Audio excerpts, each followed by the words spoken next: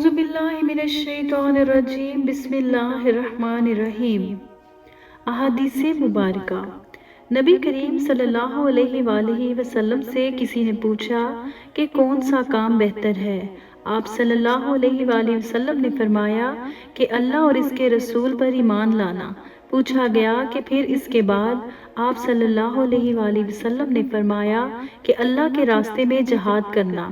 پھر پوچھا گیا کہ پھر اس کے بعد؟ آپ صلی اللہ علیہ وآلہ وسلم نے فرمایا کہ حج مبرور۔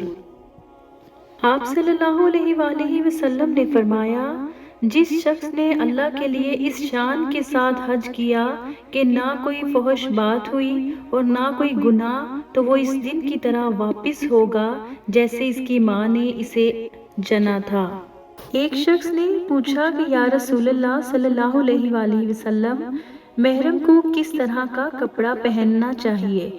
حضور صلی اللہ علیہ وآلہ وسلم نے فرمایا نہ کرتا پہنے، نہ امامہ باندھے، نہ پاجامہ پہنے، نہ باران کوٹ، نہ موزے، لیکن اگر اس کے پاس جوتی نہ ہو تو وہ موزے اس وقت پہن سکتا ہے جب ٹخنوں کے نیچے سے ان کو کاٹ لیا ہو۔